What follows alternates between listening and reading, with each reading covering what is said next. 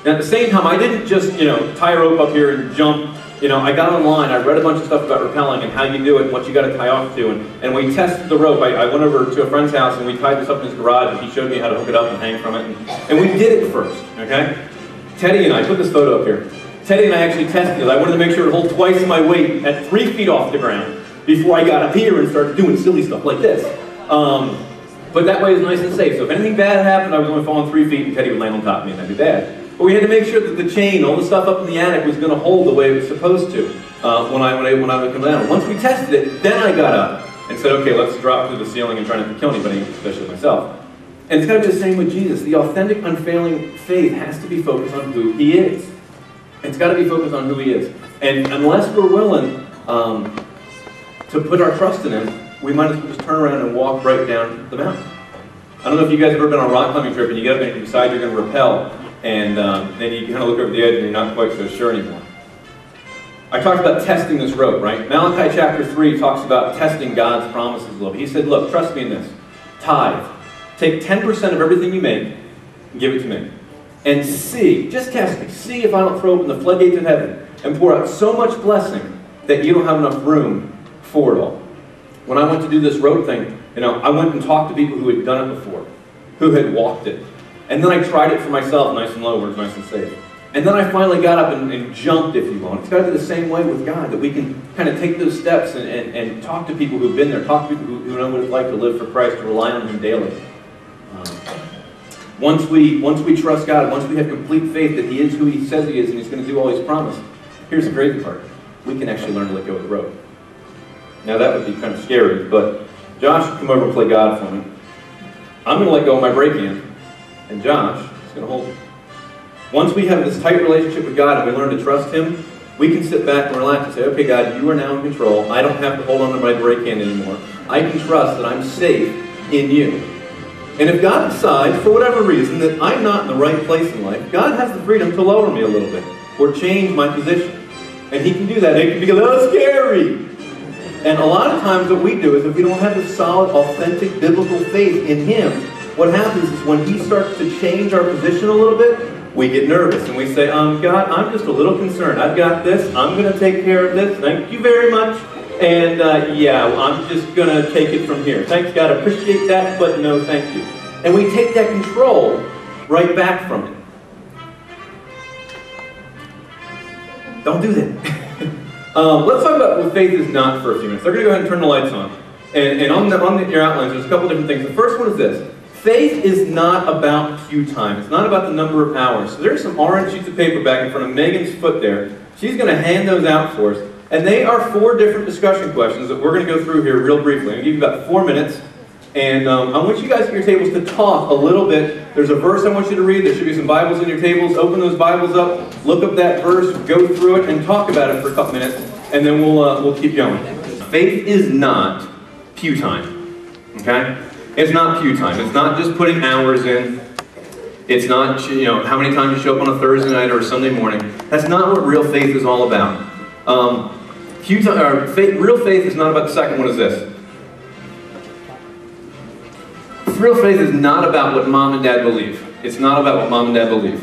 I skipped one verse in there. It's 1 Samuel 16:7. It says, God doesn't look at the things that man looks at. Man will look at how often you go to church. Man will look at how often you pray. But that's not what it's really about. God looks on our heart. It's not about pew time, it's about the heart. So the second one is it's not what mom and dad believe. It doesn't matter what our folks believe. It's helpful. Hopefully they point us towards God. But just because they believe doesn't mean that we get to have an automatic relationship with God. It doesn't work that way. We have to take that initiative to have that authentic faith ourselves. Number 3 is this. That authentic faith is not a superhero power.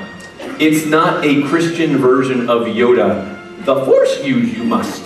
Okay, it's not like that. It's not some superpower. It's not this movie Push where the guy goes whoosh and stuff happens. That's not the way faith works with God. It's not dreaming or just wishing upon a star. Starlight, star bright, first star is due tonight. First, who's ever done that before? You looked up a star and you said that right?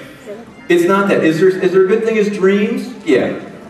Is there a good thing as goals? Yeah, there are. But that's not the same thing as faith. And actually, here's the cool part.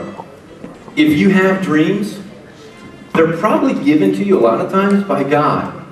God gives us these dreams. He gives us these passions. He gives us these desires. And the cool part with them is sometimes, ask some of our MC students, sometimes God says, I want you to take that dream that I gave you, and I want you to give it back to me.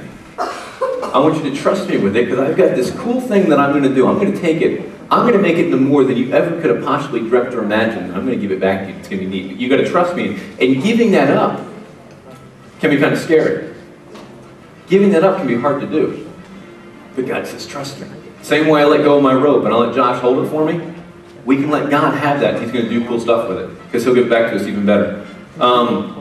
So a dream is not an authentic faith, but it's kind of like this too. You know, who here roots for the Phillies?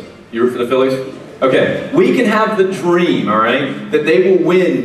We can have faith that the Phillies will win the World Series Super Bowl, the World Series 2 years in a row.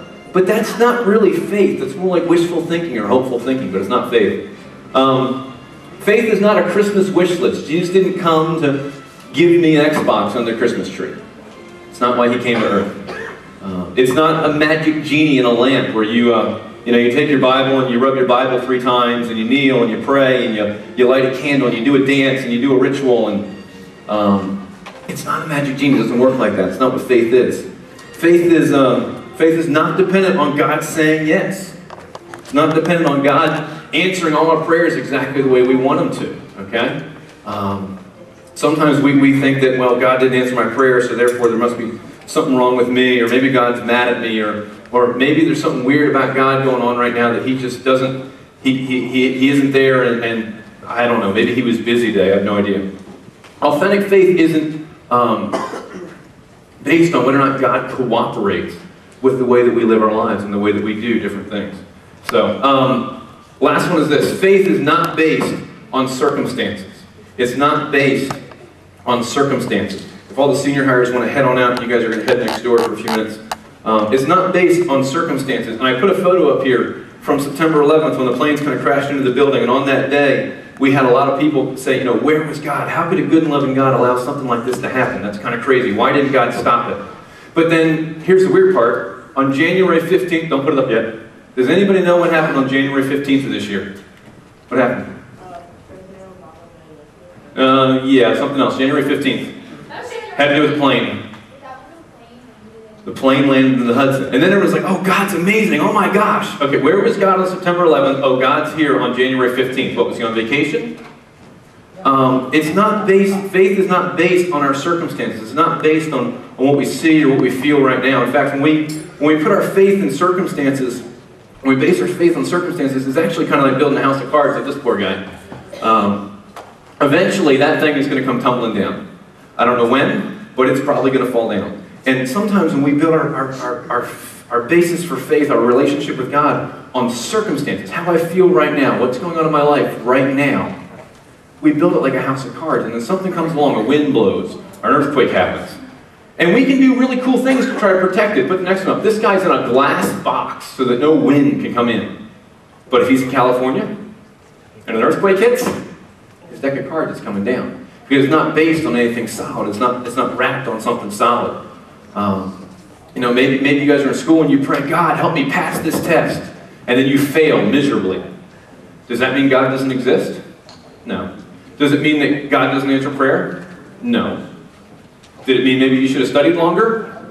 Probably. Right? But we can't base our relationship with God on whether or not He answered our prayer the way we wanted Him to answer it. Circumstantial faith is really frowned because of this. It puts a time boundary on God and expects Him to move in this little narrow window. And sometimes we don't always see what God's doing, but a lot of times God's moving in a much longer time span. Maybe it's 5 years. Maybe it's 10 years. Maybe it's our lifetime. Maybe it's eternity, okay, and life and eternity with God. We don't know what's going on, so it's hard to judge based on just a short little window of time.